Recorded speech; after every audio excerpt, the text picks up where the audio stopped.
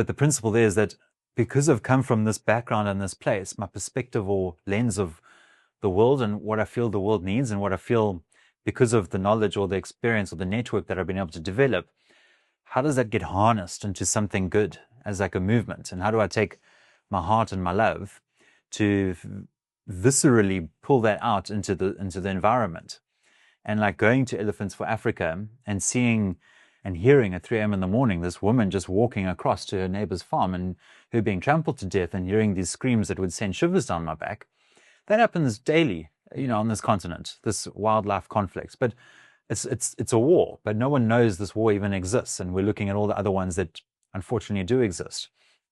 So from that point of view, I don't know, it's just like a uncanny sense of responsibility that I've just put on my shoulders, and some people might translate it as a burden, but for me it's it's the purpose. Yeah. And when I also then having this nature experience, the landscape piece, and you look at kind of the oxpecker on the impala, and the oxpecker is taking the parasite and the insect off, or the ticks off the impala, and the impala is getting a cleanse and feeding another animal. Or you've got an elephant that's making dung, and then you've got a dung beetle that's making the next generation from that dung. You just see these beautiful systems, symbiotic relationships, and you're like, why can't we create these win-win situations in the real world too? Regenerative Way begins where the pavement ends. I'm Ryan Snosky, bringing forward conversations with researchers, conservationists, educators, guides, and knowledge keepers from around the world to help us reconnect with land. These are stories born in the field, raw, unpolished, and shaped by the landscapes that hold them. Together we explore what it means to come back into relationship with land, with food, with wild places that shape who we are.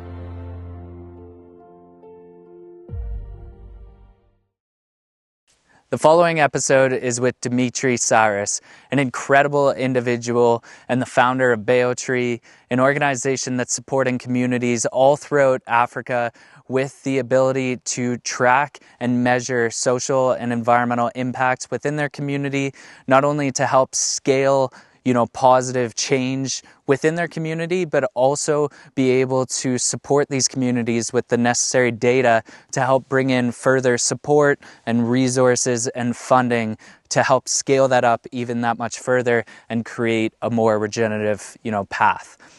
And I so appreciated this conversation with Dimitri. He's an incredibly inspiring leader. And in this conversation, we cover such a range of topics, from the many pieces that have led him to create this incredible organization, and what it's been like to, lead a life that's brought him from South Africa to the UK, to Botswana, to Kenya, living in, communities that are so rich and culturally diverse. And in this conversation, I really tried my best to unpack some of those incredible insights that one could gain from such a adventurous and intentional life.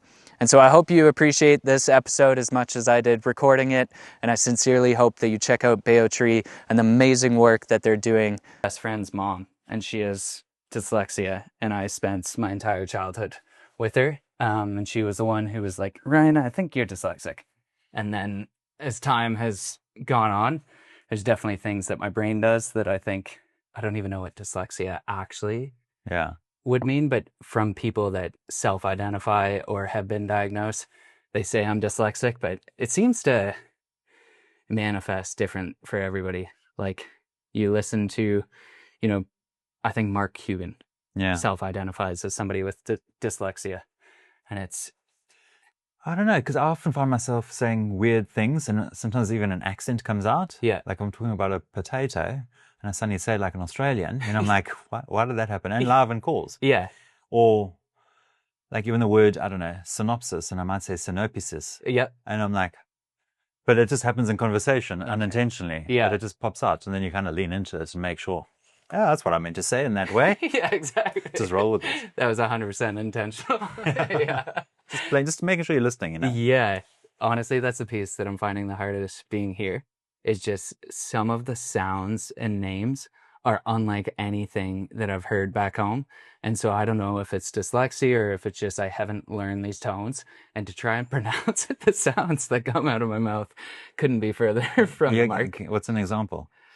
Oh, that's a good one. Trying to speak Venda, trying Yes. to be taught Venda Yeah. when I was up there. I can't even give you an example, but just in those moments where somebody is, saying, this is how you say this phrase. And then when I go and mutter that sound, it's just Doesn't come out the same. not at all. Yeah, because it is also accent based. Totally. I think most languages. Yeah. Because even if I go back to home to Greece, I say home to Greece, but back to Greece and I speak, the first 3 days, people are like, you're definitely not from here, but I'm speaking Greek. Yeah. But then as I settle and I get into like the way and the accent, then people are like, oh, you know Greek. And then they start speaking to me fluently. And I'm like, hey, I don't understand everything you're saying to me. So I think it's so, like, that's accents, right? Yeah. Like even Zulu, and also all these ways of using the mouth. Yeah. I think it's so learned by our parents and how that translates into, I mean, coming from Canada to then coming to South Africa, the dialect, let alone how we use the mouth, like even to say muza or like things like that. It's hard. 100%. Yeah. I think you're hitting it spot on. You just made sounds that these are some of the sounds that I tried to do.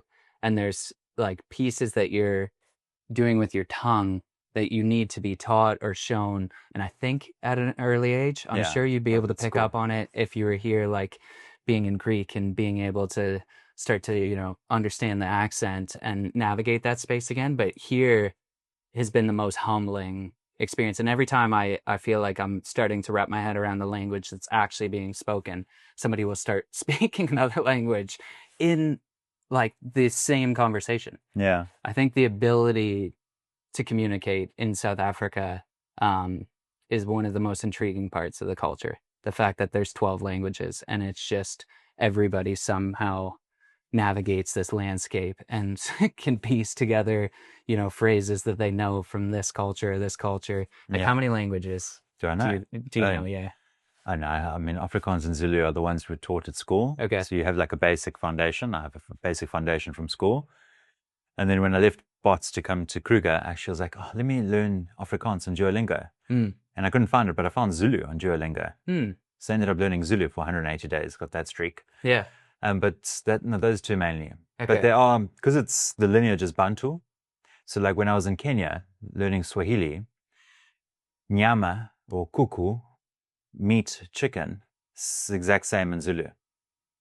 Oh, and so even shisa nyama versus nyama choma, it's like shisa nyama is like when you do like a fry up of a barbecue. But Zulu style or nyama choma is Swahili style. But you can kind of shisa nyama choma, it kind of still has an overlap. Yeah. So when I went to learn Swahili in Kenya and Tanzania, it was actually quite an easier language to learn. Interesting. We're there. And so there's those commonalities that give you the ability to pick up on the nuances, but also Swahili is quite user-friendly. Okay. Like Jambo, it's like hello, or Mambo is more informal. Yeah. Habari asubuhi is like hello, good morning. And like it rolls off the tongue. There's no clicks or noise or things like that. Yeah. So it was user-friendly. Yeah. And you could get by. And people would also warmly welcome you trying with them. But like blatantly, I would be called an Mzungu, which is a white person. And if I was just walking along the streets here, someone just points at me and says white person, the racial thing would come up. Yeah. But there, it's just like, oh, Mzungu, how you doing? Like white guy. But it's normal. And I'm like, hey man. Yeah. And you just become friends. Everyone's just warm because the history isn't there. Okay. So it's like, Kenya is very warm and friendly. And my perspective is purely just because of the context and the culture. Yeah. There wasn't that divide. Yeah. Once upon a time. There would have been in some shape or form, but never at like the government political level. Yeah. So, it's quite a fun language. But there's definitely links, I think, across the Southern Africa, East Africa. Yeah. From a language point of view. I find that part so interesting, the links and just the idea that at one point trade routes and navigation and, even an idea around land ownership isn't real. It's a created system of governance that shapes the landscape now.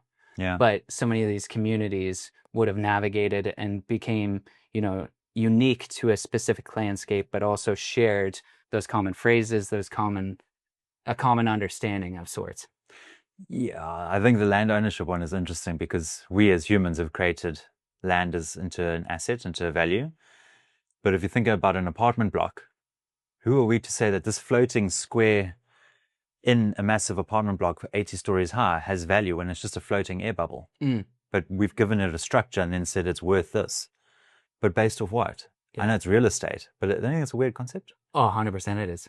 And then the land battle on the ground is a whole different one. Totally. Yeah. And the deterioration of that building.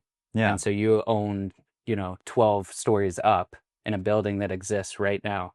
But when that building deteriorates over time, what exactly do you own? Yeah. And I think it's interesting that part of travel, even in Greenland, when this, conversation with Trump was taking place. My academic advisor does a lot of work with polar bears. And so he understood the context in Greenland. It was fascinating to learn that, Trump approached that conversation with, will pay you for the land.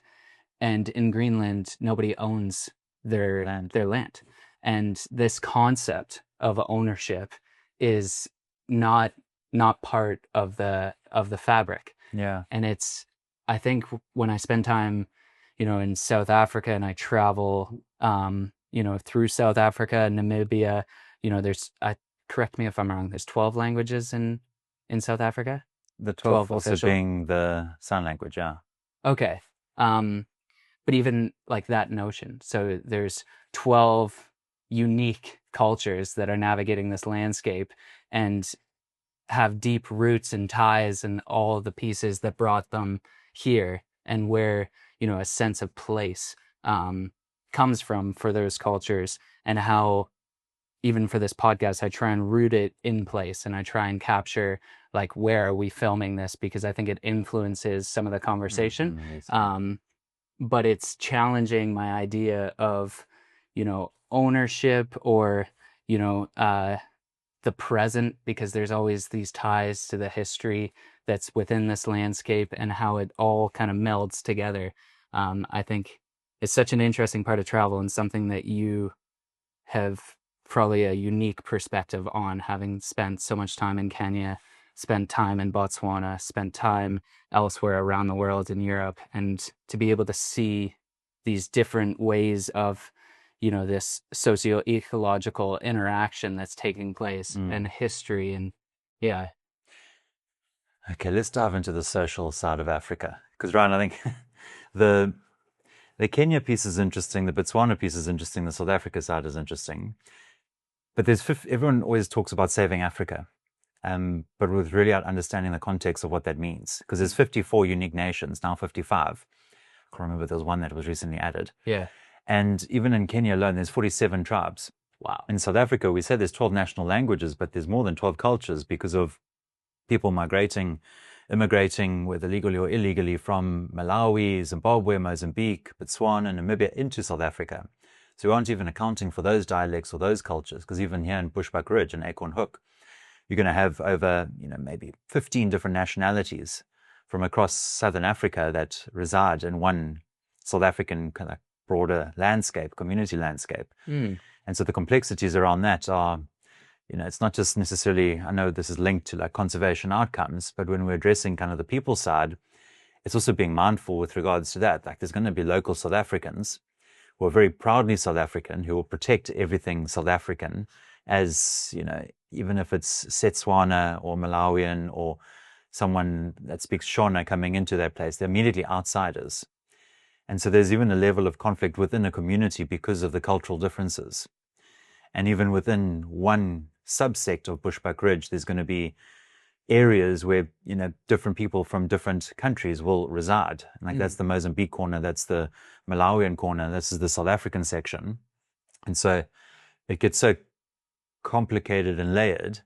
And then when I was in Kenya, like there it was eye-opening. Like you always think Maasai, but then you go a layer deeper and there's, Samburu, Turkana, and all these additional indigenous tribes, but then they're all kind of overlaid and overlapped with, you've got 4th, 5th, 6th generation Indians that migrated from India for the trading routes, for the development of the rails or railway lines and everything there. And then you've got people who have had to leave war-stricken areas, South Sudan, Sudan, Somalia, and there's a huge influx there as well because people are looking for security and a sense of place. And so the cultural side of it is so... No swearing, eh? You can definitely lean into whatever you want to lean into. But there's no like one size fits all. And like it's frustrating I know the color of my skin, but I believe that Africa as a mother loves her adopted son as much as she will love her real son. And I've been challenged with regards to, me developing and building Baotree and coming into a space. I've always had to take the stance, also just out of my own integrity, to say, I'm not here to save anyone or help anyone. I'm just here to give you the tools to help yourself and to enable your own outcomes and for you to take agency of a system that we are offering to help you better manage not just your own kind of environmental or economic side, but also your own social and sustainable livelihood kind of economics around that. And so that's something that at the beginning of building this business Baotree, it was very much, there was imposter syndrome. It's like, who am I as a white guy in Africa? Like, I'm South African, but I'm now in East Africa, which I have no ties to. Yeah. How are people perceiving me? And why am I the one doing this when it's not someone local? And then that's where the story just opens up to, the life experience of, joining the dots throughout our life. We can always see how we've got to where we are. Yeah. And I think that's just warming up the context of what it is that we're doing or talking about. Yeah.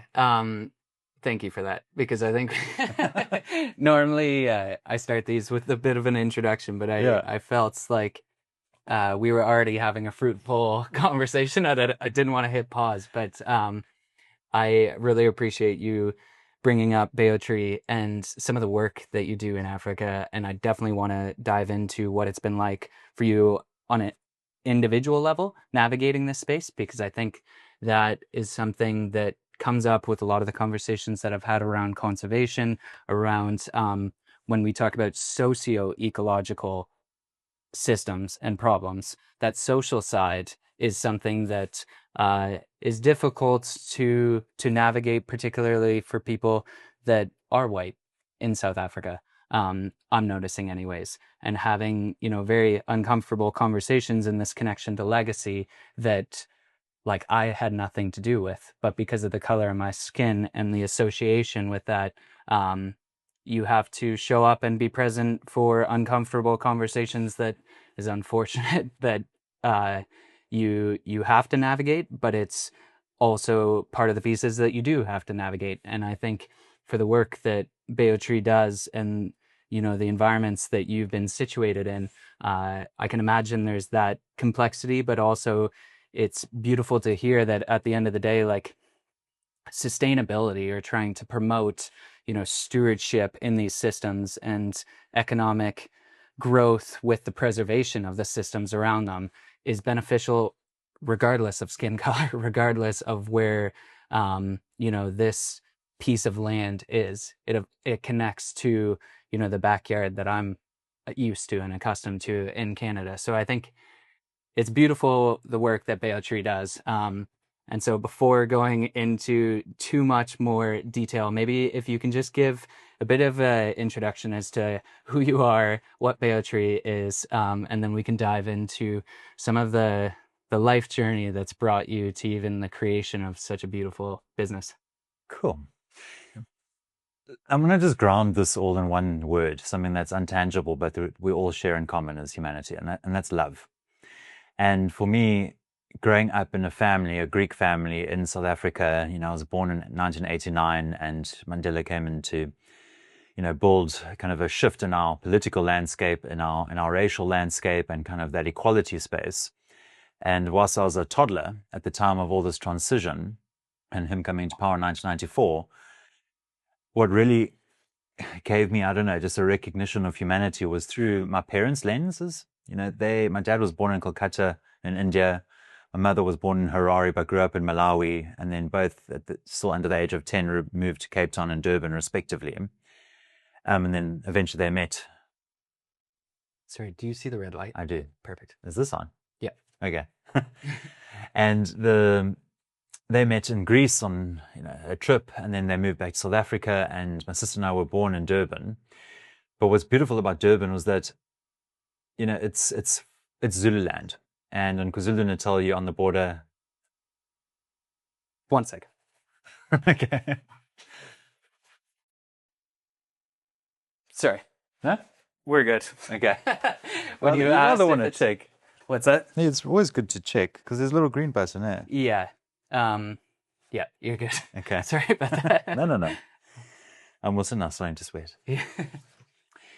So growing up in Durban, like there, and having my family kind of create a home that was incredibly loving, but through that, before my dad met my mom, my dad employed this woman. Her name was Flora.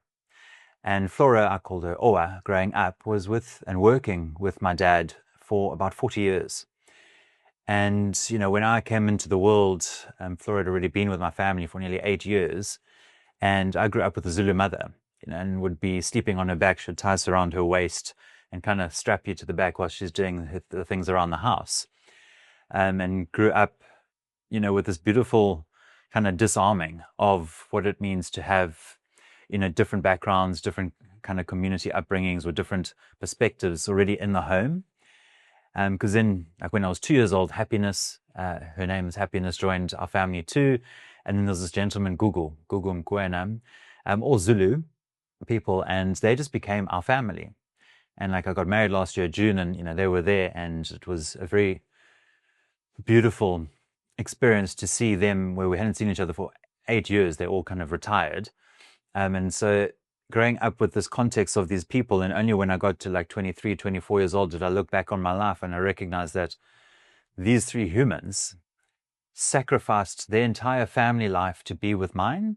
Like they still had kids, school, doctor appointments, all these things that they were missing to be with my family, to be employed in a very beautiful, generous way. I mean, my dad funded all of their kids to go through school and all of that, but they physically weren't with their families, they were with mine. And so that sense of a selfless kind of sacrifice that is just a common theme across this country as well as this continent, domestic workers. I don't think we really truly understand kind of how much these people give with their heart, and really not asking for that much in return. And that just that's where it all really started for me, was to see the selfless service and sacrifice.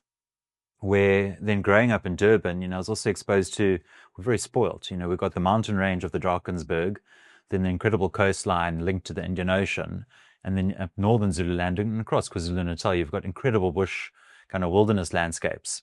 And so my family, we had like a timeshare with family friends in a place called Kuleni Nature Reserve, and that was next door to a place called Pinda, part of the greater Mkuzi, Mfolozi, Shishlui area.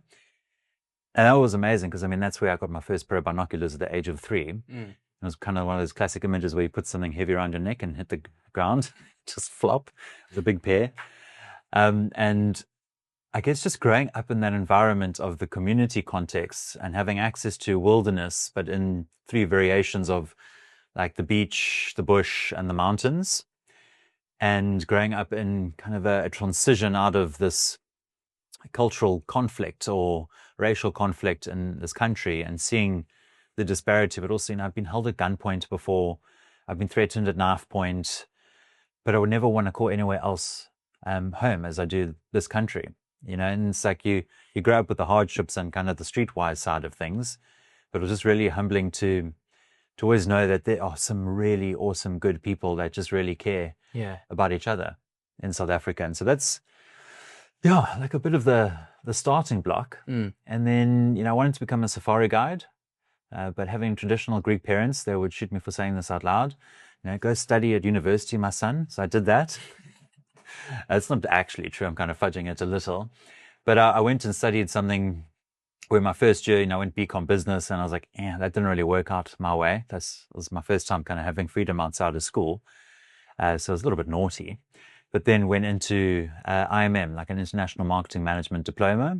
And I really fell in love with product marketing and marketing of brands and understanding kind of the human behavior side of why people buy and like kind of do those things in terms of purchasing and even in-store behavior. Like I don't know if you know this, but like going into a shop or retail, it's designed to make you buy. Absolutely. Like, I mean, the whole journey, the little flags that you see on the aisles, and it's all linked to neuroscience behaviors. And there's a lot of science that goes behind the scenes that we don't recognize. And yeah, I think, Ryan, look, before I go too far down that rabbit hole, like, I mean, just from an introduction point of view, I think, I think we've shared this where we are shaped by so many different experiences. And at school, being in an all-boys school in South Africa, I got to grade 11, grade 12, the last years of school, and I got to pretty much over 100 kilos. And being bullied for that weight and having seen how people can be so nasty to each other, I became the bully of bulliers because of my size. So it'd always be someone picking on a little guy. And because I was the biggest guy, I would then come and stop it. But sometimes not in the nicest way either. And so it was just, I don't know, all these like different little moments, micro moments that kind of make us who we are. It just came to a point, and I'm going to stop there because I'm kind of losing my track of thought.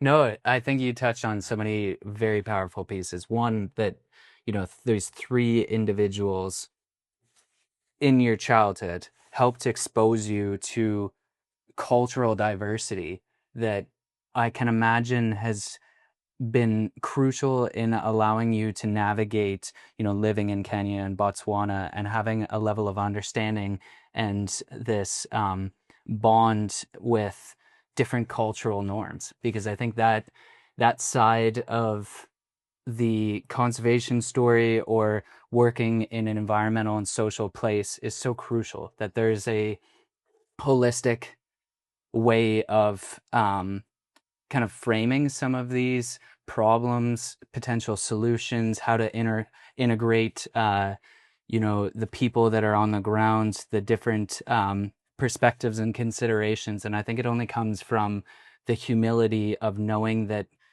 your biases and the things that shape your life aren't necessarily right. And I think there's a humility in that. And it sounds like from a very young age, you were exposed to these beautiful people that might have, helped shape and foster an engagement with that conversation, and your parents, being from areas that are very unique and bringing that into the equation as well. And this diversity that presumably shaped your upbringing. It's no surprise that you have spent time in Kenya and Botswana and are doing the work that you're doing. I think these pieces are quite important. And one kind of overarching theme that I've been exploring is these rites of passages, these things that allow us to kind of evolve as a human being. And just hearing your story and the diversity that's part of your story, and being surrounded by these parks and different ecology and, incredibly impactful people in an all boys school. Like, there's so many of these transformative experiences along the way that have given you such a unique toolkit that enables you to navigate what you navigate. And I think that piece is such an important piece to explore. One thing I do want to unpack a little bit with that, because I think this notion of risk is attached to international travel, to exposure to different, cultures, to different ecology, to different makeups. Like, when you were growing up, what are some of those experiences that, you felt out of your depth and probably had to, navigate fear and navigate the anxiety that might come from being outside of the box of comfort, as you will? Do you have memories that really stand out of like, that was transformative, there was paradigm shifted, like I evolved as a human being? So right after university, I actually had no idea what I wanted to do, truthfully. And do you know Bear Grylls? Yeah. So I grew up watching Bear Grylls with my mom. And I was like, it was always our thing. Yeah. Particularly if I took a sick day and like I stayed at home whilst my dad was traveling. We would just sit and watch that all day. And that whole ultimate survival, I know this sounds weird as like a pivotal moment, but watching him being able to adapt and intuitively work with the land, I know it was manufactured. Yeah. And kind of he created that, but he still bit the snake's head off, or he still jumped off that cliff, or still built that raft. Whether he slept in a 5-star resort or not, I know is true, and that's fine. He also flies in salmon daily, freshly, to eat fresh Norwegian salmon, as he does. But anyway, he still does what you see on the screen. Yeah. And to me, that's fun. But what that instilled in me was a curiosity with regards to creating that element of discipline and discomfort in uncertain environments. And so after university, I actually decided to go do an internship in the States. So I was like based north of Baltimore in some industrial area. And I'd also just left someone I'd just fallen in love with in South Africa. And it was a relationship that was like my first true love, where I got intoxicated by this woman. I was then living in the US and kind of didn't really do too well that side of the world because I wanted to be somewhere else. And so I didn't invest. And also I joined to do a marketing internship. And I just did box packaging and pest control instead around a factory, which was fun. It's a different experience. But then for a week, Hurricane Sandy hit the East Coast. And this was 2011, I believe, 2012. And I was trapped in this house with water about 2 feet, like at the bottom of the bed. And for 4 days out of the week, I was just sitting there eating cans of tuna and really couldn't do much, and had to switch on my Nokia 6210 every couple of days, or every day, sorry, just to message my folks to say I'm okay. And I'm just showing that context because it all started then from there, where after that, I went back to South Africa, had 6 months of a relationship where I was trying to save someone that didn't want to be saved, and I got caught into doing things that one wouldn't want to do. I was physically, verbally abused as well throughout that relationship. And I just kind of lost my identity through that process. And it came to a point where I then went and joined the Greek military. And so I did my service prescription in, it sounds cool. It wasn't as cool as it sounds. I was in Sparta to do my basic training to kind of leave and escape a piece of that story and kind of reinvent myself. And I did my service there. And after that, that was very uncomfortable because I couldn't speak Greek. I could say, hello, how are you? Where's the toilet? But I had no idea where. I was thrown into a base of 2,000 other men who actually, I learned a very rural side of Greece too. Contextually, like I was speaking with shepherds to doctors that all, as Greeks, are mandatory to go to the military. For me as a South African Greek, I volunteered. You could pay to not have to go. So that was quite a deep end. And whilst I was in there, I absolutely disliked every part of that experience. I thought I was going to go in there, like learn Bear Grylls survival, come out ripped, do all these things and kind of counter my demons, as well as just my own like school and the bullying that I encountered, and like rebuild myself. But through that, I just learned a lot of what I didn't like about myself, I guess, in terms of the mundane, the routine, kind of living in a structure, living in a system that actually wasn't encouraging us to become the best version of ourselves. And also Greece at that time was just going through a recession. So something as basic as kind of going and utilizing our, shooting our weapons, in the space of half a year, only got to shoot like 10 bullets. So like we definitely were not prepared if something were to happen, which today's world, who knows, but we weren't given the tools to properly prepare or learn or no physical combat. It was just we had to do a march parade as like our main event. And that was that. Yeah. And the rest of the time was, I started smoking there, drank lots of coffees. And that's the way I also built a relationship with some of the Greek guys who couldn't speak English. Yeah. So I did become almost fluent after my time there. But I just, there was even 2 weeks being in there. I remember this sergeant came up to me and he's like screaming at me in Greek, asking me to kind of, what's that word when you break down your rifle? Like disassemble? Disassemble the rifle and then put it back together. And he was literally on top of me screaming.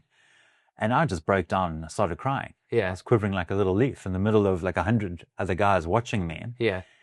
And I've never felt so alone. I went and stood outside in the rain. It sounds very dramatic, but for like 2 hours, just stood there crying. Thankfully, 2 weeks later, I went and I smashed it. But still, I couldn't call my mom. I couldn't leave, couldn't do anything. And I had felt like no one. Yeah. But to your point or question, what are those moments that kind of make you figure out that I'm actually okay in a place of discomfort?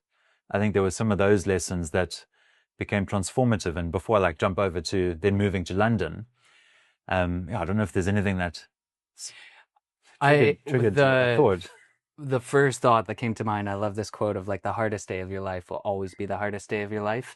And I can put myself in that, in your story. And I can feel the discomfort of being surrounded by most likely testosterone heavy dudes who are casting judgment. And there's a non-negotiable of having to be able to perform and disassemble the rifle, and you can either do it or you can't.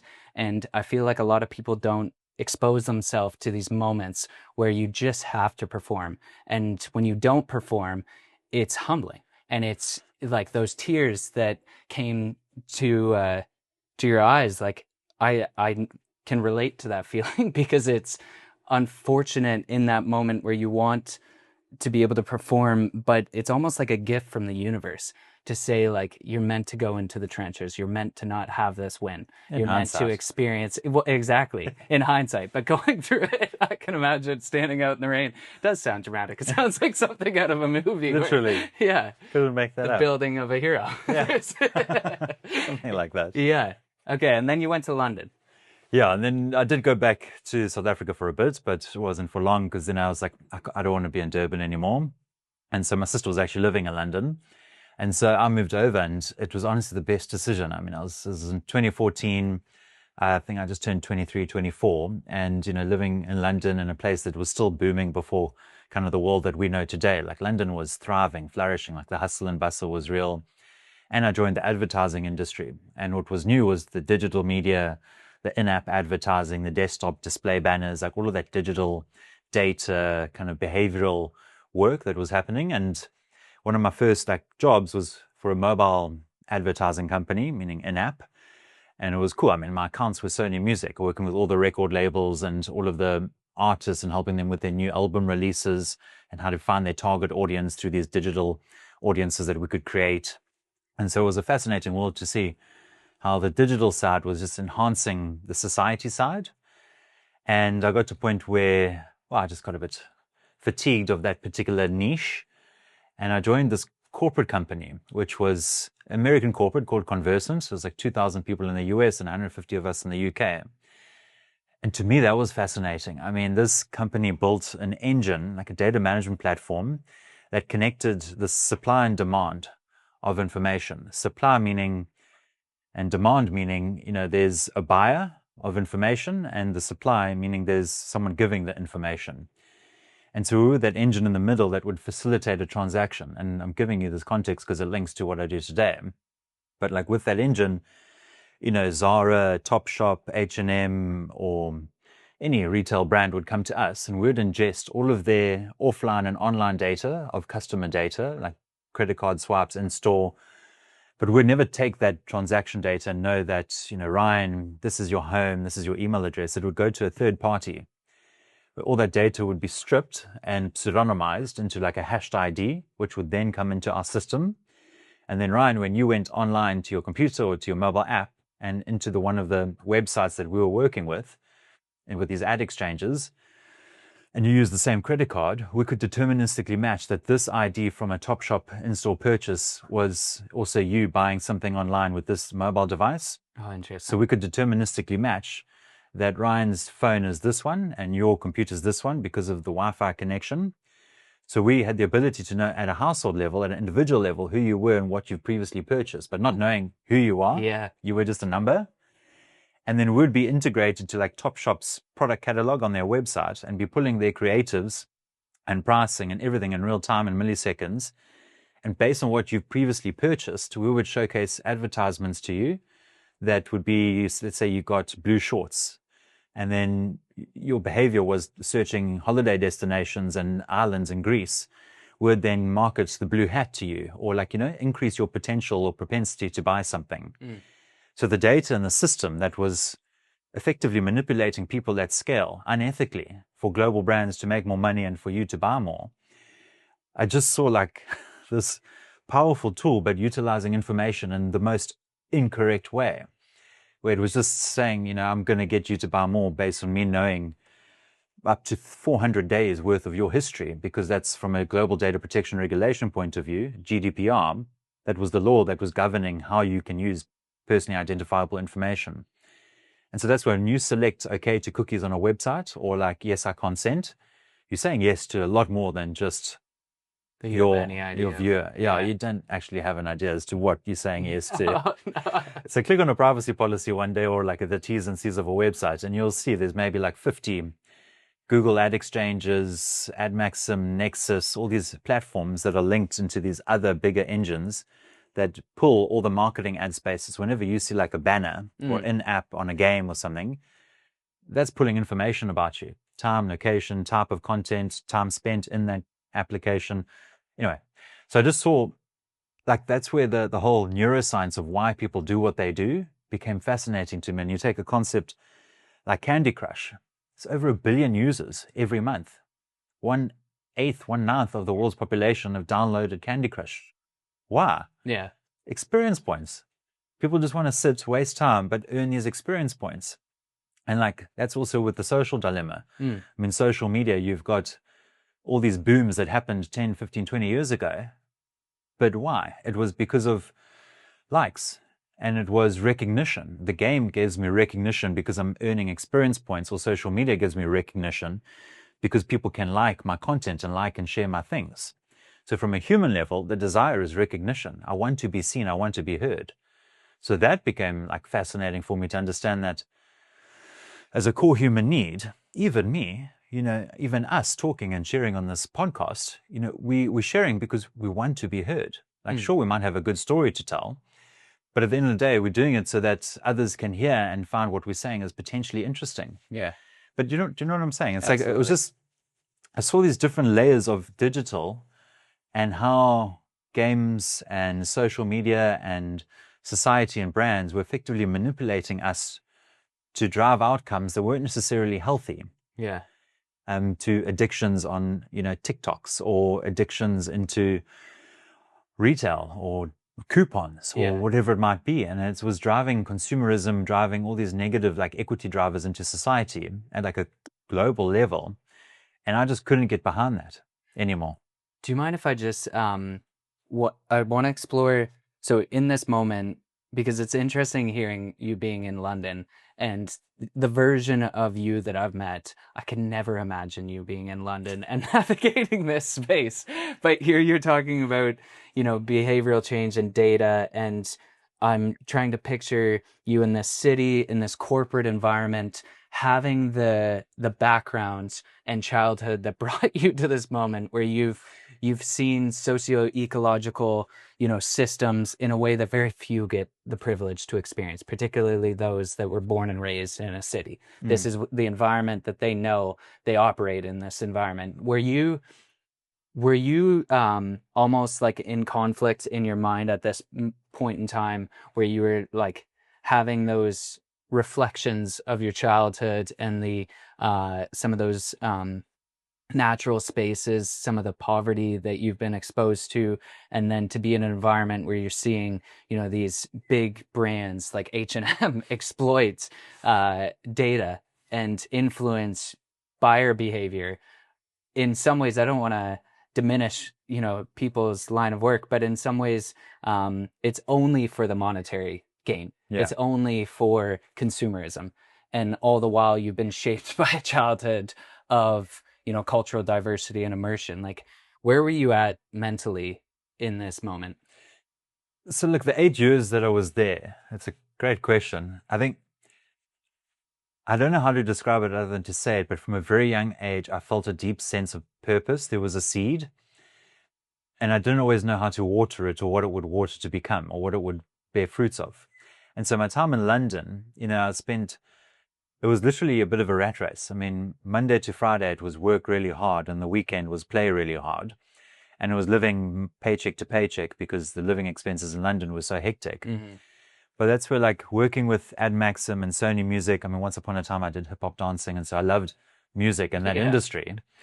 And then I went to this corporate, which wasn't very corporate-y, but I was still learning and working with different communities and cultures, but obviously not in a South African context, in a London context. I see. People from Poland, India, South America. I mean, London was a beautiful melting pot of that culture, of international culture. So it was definitely not the rural side, but it was also the experiential side of you could go to different countries within a country or within a city in London. But as I started turning 27, 28, 29 and getting a little bit older and getting a bit fatigued of London, I was really starting to miss the nature. And London has green parks, but it's not like what we are privileged with here. But also, I'd get quite deep and philosophical with myself, particularly on my train ride, because I always take the underground to go from like Parsons Green through to Oxford Circus, which is where the office was.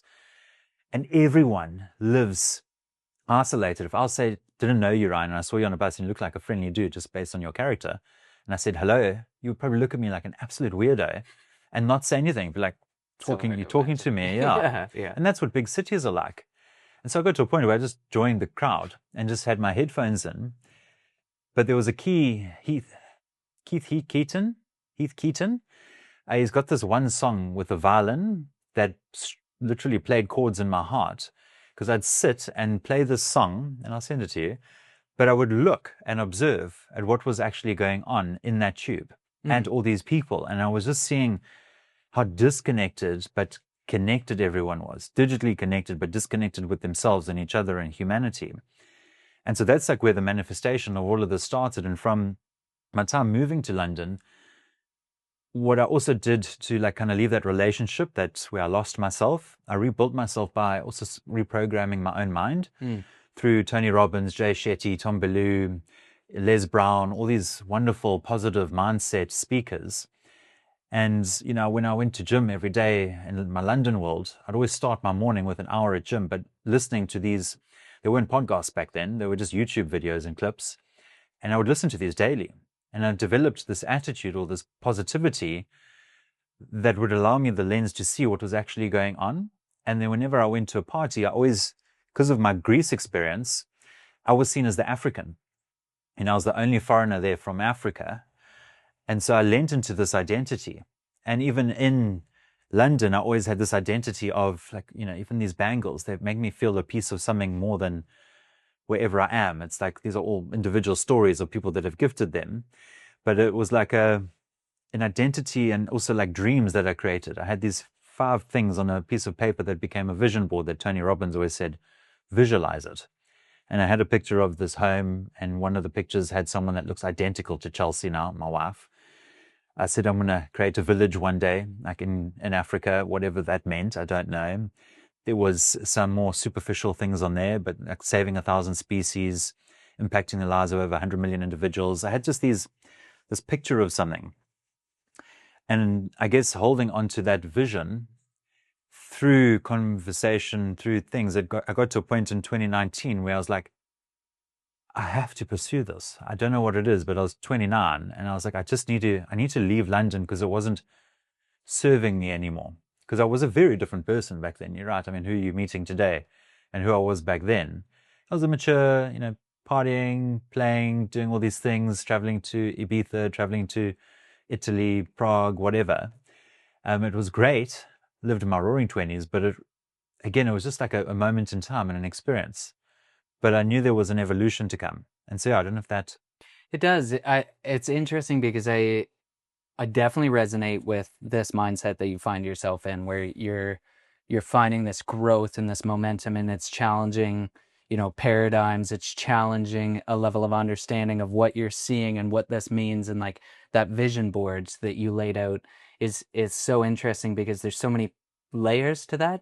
And I'm wondering, was there an experience that, like, one catalyst that put you in that headspace, or is it's just a combination of, the daily grind, being on the tube, having, this moment with the violin, and almost having that introspection that, you're building a mountain one layer of paint at a time? Or was there, that transformation that something occurred that just made you say, there's got to be more, and here's the more, and that's the vision board? I think, Ryan, it was an accumulation of moments. So there wasn't like a pivotal one. Like even towards the end of my London stay, I was dating someone who was 12 years older than me. And that person was amazing, wanted to have children, and giving that I was 26 and she was 38. there was a huge disparity, and it was cool. Like, she was a supermodel, like fantastic. I was living the London days, having an amazing time.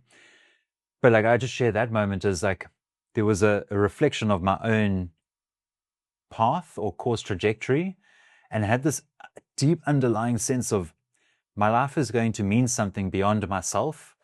And it wasn't in the place that I found myself, it was in Africa. And so the reason we broke up was, A, I didn't want to give her children because I was 26 and I don't know anything about life.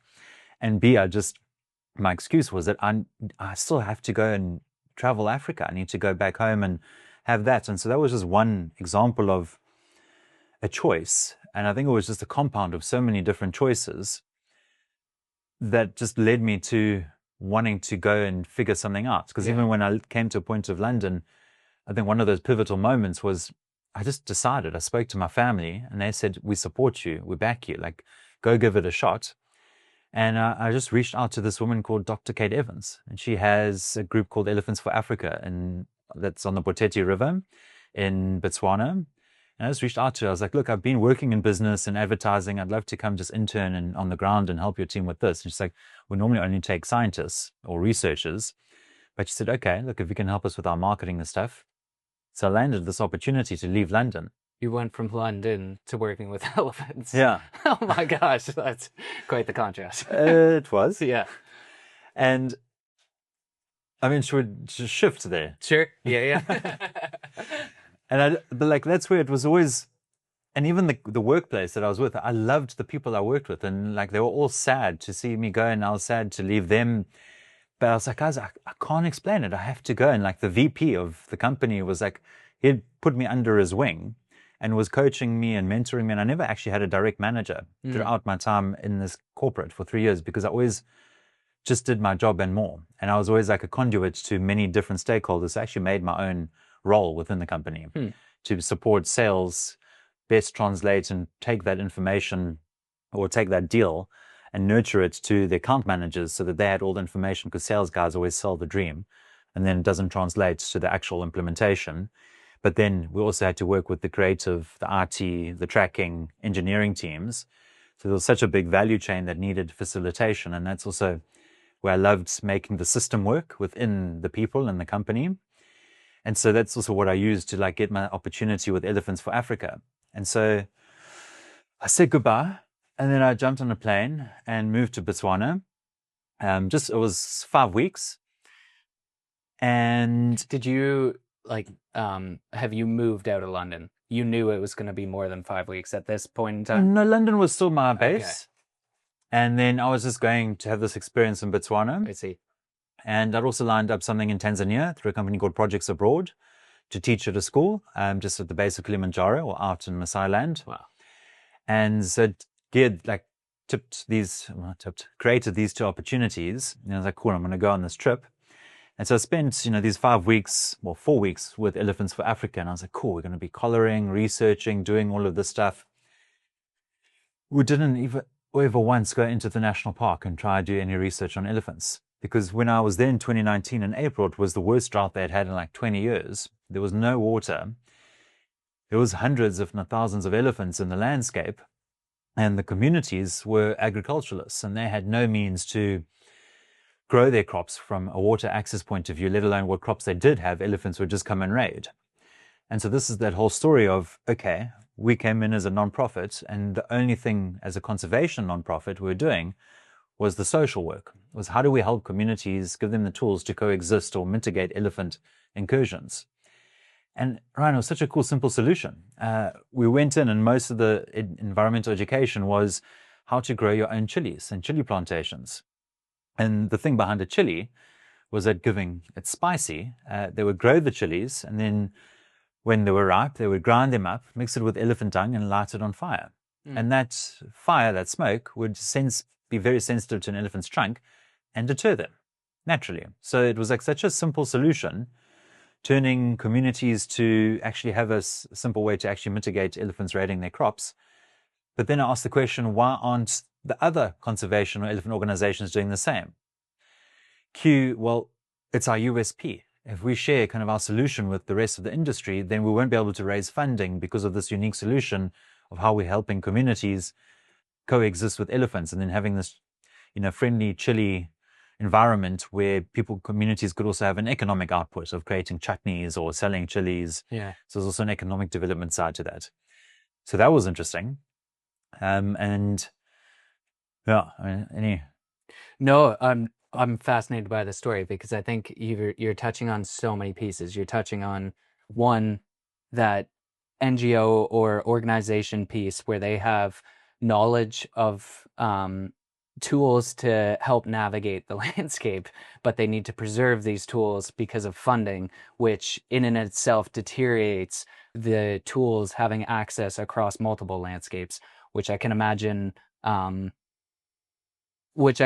being one of the big problems that Baotree is looking to solve. But also you're touching on this land-based experience where I'm picturing you leave London, you follow this intuition, which I do want to explore a little bit more, because I think that intuition piece, it, for whatever reason, it pops up in so many of these conversations of people that are doing more. There's this gut pull and draw to, I'm meant to do something. And I think many of us have that feeling, and very few of us actually open the door and walk through it. And it's unfortunate because it's been beautiful getting to see your story, and we'll get to that side of the story. When you walk through that door, you left London. I can imagine how many people would be in a position where they're doing quite well in a job, particularly for 3 years, and then to find yourself saying, no, I need to step outside of this and I need to do something, and I don't even know what that something necessarily looks like. Yeah. And you're trying to articulate this to community, to coworkers, to family, and they're, at the end of the day, in your mind, it's a non-negotiable. And I resonate with that, and I think a lot of the people that inspire me resonate with that idea that whatever it takes, I've got to walk through this door. And I hope more people do it, because we'll get to what transpires from you doing it. But I think you touched on two really cool pieces. And so whatever you want to explore, I think the land-based experience, following that intuition, but then also, something as simple as this chili example, and how necessary it is that we apply these tools in a broader landscape and in a broader context, but we're beholden to funding, and this funding is deteriorating our ability to just execute. We don't necessarily have to reinvent the wheel all the time, but it seems like all these organizations want to reinvent it to bring in more funding for their particular organization. Well, firstly, Ryan, look, thank you for saying that, because I think you also are the one walking through your own door, by developing this podcast and sharing these stories. And you're bridging that inspiration for others to see what else exists and what it means to just have a broader perspective around how we can be an individual, but a sphere of influence, even if it's just at home with my neighbor. That makes a big difference. And now this is going to sound abstract. Have you ever watched Blood Diamond? Mm-hmm. Weirdly, it's one of my most favorite movies because of how heart-wrenching it is.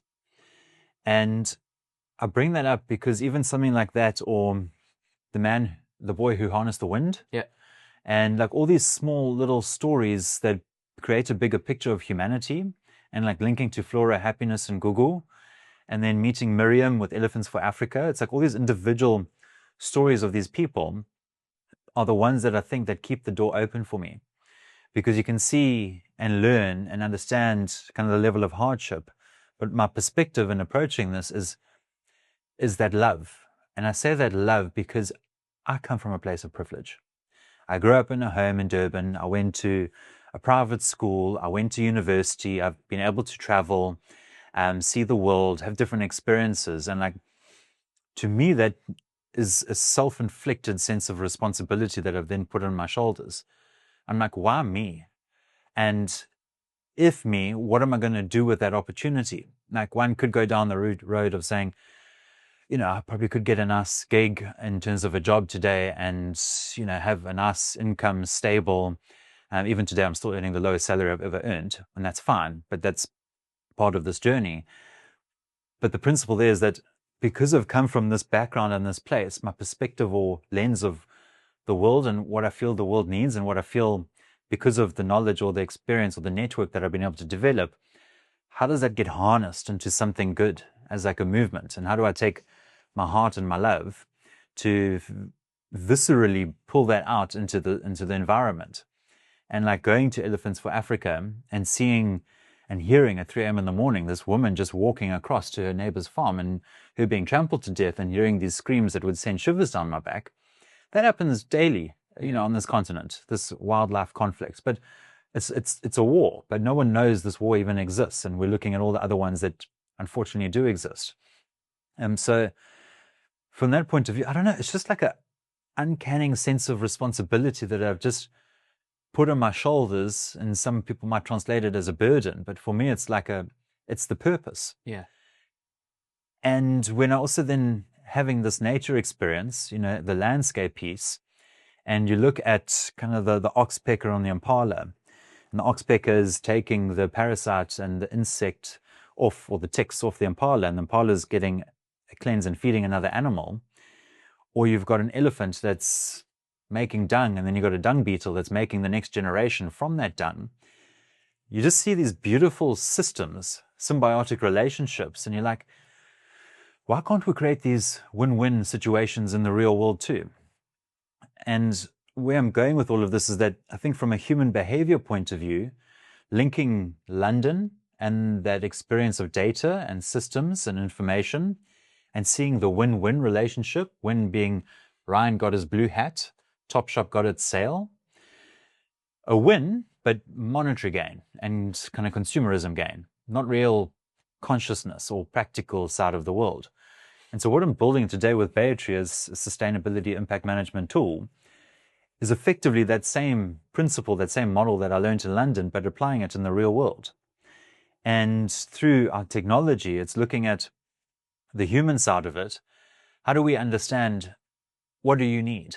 And after my time in Tanzania and this whole 2019 trip, I spent 7 months in the end traveling across East and Southern Africa. Wow. And living on the borders of protected areas, and came up and saw all these different ideas and systems. But like you said, the challenge was there's so much money coming in, yet there was a lot of competition for that money. And when the money was received, because it was such a scarce resource, it wouldn't always go to the implementation. There were layers of, unfortunately, it's just the world, ego, greed, corruption, that would dilute that capital and therefore its impact. Plus, normally when the money was received, it would be 9, 12, 18 months later from when it was requested.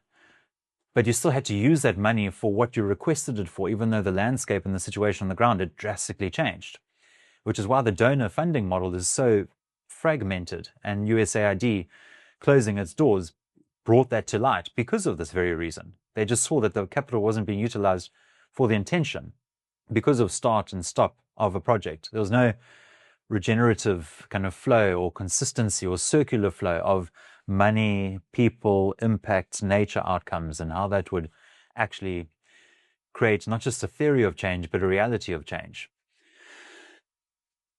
And I just want to zoom into the people side, because Ryan, one of those, I guess, not milestones, trigger events in my life was having the opportunity. I've been to Rwanda a couple of times, and we know the story of the genocide, and weirdly, July 1994, what happened in South Africa, and the unveiling and the peace around apartheid. In the same almost couple of months, that whole genocide happened in Rwanda. And what was it? 800,000 people estimated in 100 days through propaganda, through a message. Again, the power of media and what that did to human psychology to actually create that negative impact. But that's not what I want to talk to. I went to the Genocide Museum. It was with a group called YPO, Young Presidents Organization. It was a business network event called the Global Impact Summit. And we had such a unique experience. There's a reconciliation village where perpetrators as well as the victims were put together to find peace. Wow. And we had these 12 people in an auditorium come and sit and share their story. And it might sound like I'm making up their names, but not. There's this woman, Mary, who told us her story. And her story goes that, at the time of the genocide and the killing starting, she managed to escape to the south, to Burundi, with her only smaller baby, and she left her other 4 kids and her husband at home, thinking that they would be fine. But only once peace came did she go back home and find that they were all killed. And her details were a lot more, well, it was translated, but a lot more heart-wrenching than that. And then the guy who went next, John, he then came and said, I was a perpetrator and what I did was unspeakable and I'm the one that killed Mary's family. And we all like got the shivers because we were like, hold on, you're sitting and holding hands. They were holding hands with each other, but somehow they'd both forgiven each other. And as a human, that's the most unspeakable thing, to sit with the person that's murdered your family. But somehow they had found and made peace. I don't know as to what level, but that level of forgiveness is something that I will never comprehend.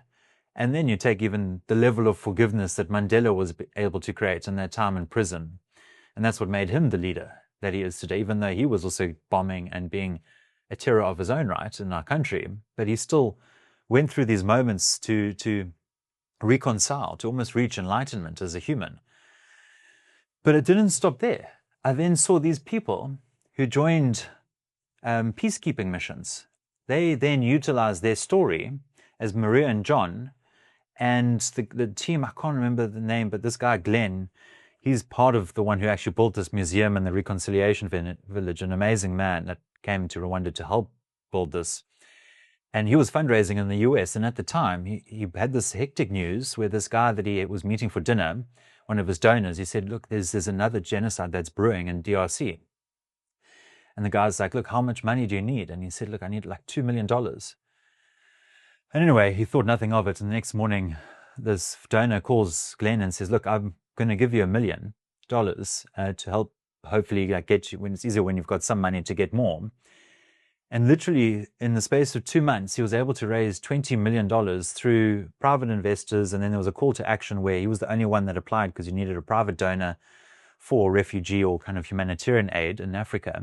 And in the space of that, he was able to mobilize $20 million, which helped him get these 12 heroes into the DRC as neighbors to go and actually speak on live radio and meet all of the leaders. And they used their voices to mitigate another genocide in another country. Wow. And so they became like these messengers of, don't do what we've done. Like, I killed her entire family. And I don't recommend you do that either, because of what I then, and sharing that personal story. So I'm just giving this context because it's so powerful to us understand kind of the level of forgiveness. And like when you witness this, it's like, what is my excuse? Yeah. What's my excuse to not do something meaningful or good in this world when there are these people that have gone through something?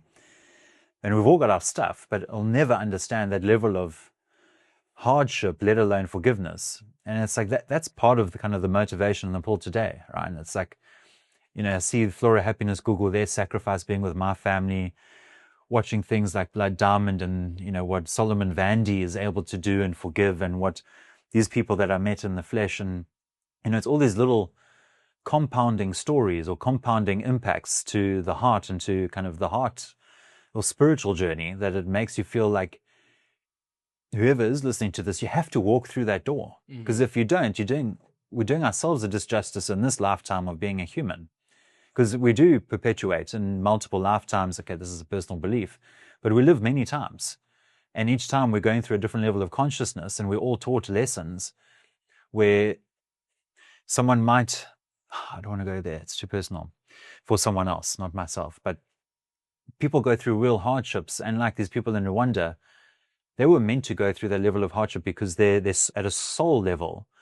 They were being taught something so that they could elevate in their next path, in their next future lives, and whatever that meant. So, it's going down a different pathway. But, you asked me, like, why do I feel this sense of purpose? And like, even from Greece to people I met in London to the fake side of that world and the ultra rich, and going onto these yachts and seeing how people lived and just were wasting money and their own means. I don't know. It's just been a compound of all these different experiences that brought me back to, I guess, purpose and why I'm doing what I'm doing today. Yeah. It's interesting because it comes right off the back, of being in London and then engaging with the most real human stories that anybody can engage with. You touched on human-wildlife conflict and a lady getting trampled by an elephant. Very, very, very few people in this world will ever understand when they hear human-wildlife conflict. They it's hard to picture that story, but that's the reality of the story. Mm. And then you have Rwanda, which, like, I'm 31 years old. I was born in 1995. That's 1 year before I was born. And you have a gentleman inflicting the most horrific action on a family that anybody can imagine. And to hear somebody say, I forgive you, who's the one who is on the receiving end of that, is so deeply human. And so, in so many ways, I think it makes me, like, even cast a little bit of judgment on the things that I'm stressed about or the things that cause me pause.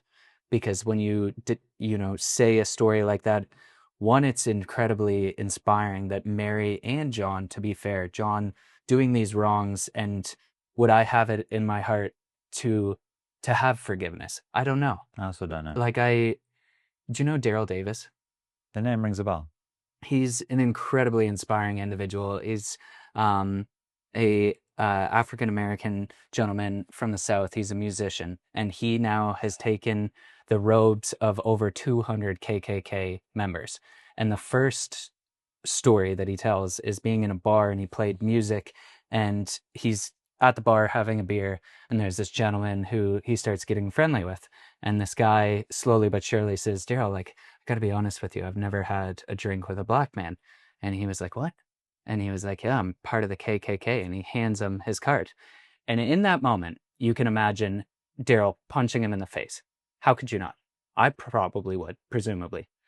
Daryl, instead of doing that, I don't know how he was able to do this, but instead of casting the most amount of judgment on this individual and saying, how could you ever abide by this ideology? He said, I'm going to be back here 6 months from now performing. I would love to have dinner with you. They end up having that dinner. They become good friends. That gentleman then, I can't make this up, the head of the KKK is the Grand Wizard, and he invites him to meet with the Grand Wizard. And by building a relationship with the Grand Wizard, that's the first robe that he's given. And the Grand Wizard gives him his robe and says, Daryl, I no longer believe the ideology that I believed. You've completely changed my mind. I cannot support this. And he's now spent a lifetime doing this line of work. And I bring up that story because I think it connects to this, that there's these individuals that you wouldn't wish it upon anybody. But I can imagine when you're 29 years old and you're engaging with the most real version of the human story, the most horrific event that anybody could, concoct as the nightmare of their life. Your family is killed. They're no longer here. And the individual that killed them is on the same stage that you're on. And somehow you find it in your heart to give forgiveness, but also to, like, platform this individual, bring that story forward and to support it in a way. And when you're seeing this in real time, it's no surprise to me that you have now gone on to lead the life that you lead, because I think these moments and these individuals that you meet along the way, and it is like the intention behind the Regenerative Way, I think there's people that make a sacrifice that is bigger than them, and there's experiences that they draw inspiration from that helps bring that to the forefront of their mind, that this is a non-negotiable. I have to do more because I've seen what I've seen, and it's incredibly powerful. The story you just shared, like, I got goosebumps. I almost started to cry as you were saying the story. Before we go, is that red light still on? Yes. Perfect. Yeah, that's an incredibly powerful story. So 29, you're engaging with this, and now, at this moment in time, are you thinking about going back to London, or is your heart just being moved to the point where you say, I have to start something, I have to start engaging with?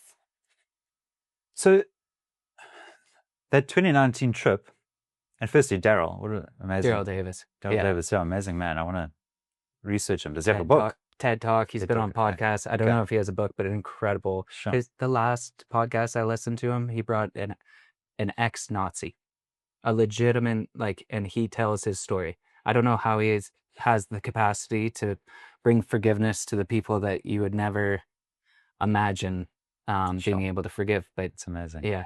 Okay. I'm definitely going to look him up. Yeah. So, yeah, that 2019 trip, there's an origin story that links to the Baobab tree, the tree of life, a very symbolic, iconic tree on this continent. And it's called the tree of life because it provides food, water, and shelter, if you know how to extract it, for both nature and people. And often it's a business meeting location. Like in the middle of the bush, you say, we're meeting at that particular tree at 11 o'clock Africa time. And so it's always been like a meeting spot. And in 2019, the stars were aligning, man. Like when you open your heart and you allow kind of your guides and things to start joining the dots, they do. Because I went to the Nat Geo Society, like I got back to London and I went to the Nat Geo Society like 3 weeks after I was back home, and I listened to this amazing woman, Dr. Elaine Cottrell, and Dr. Amy Dickman talking about lion conflict management and predations in East Africa. And so they, with Nat Geo, were doing this presentation. They had such a cool, simple solution around these wildlife camera traps around these homesteads.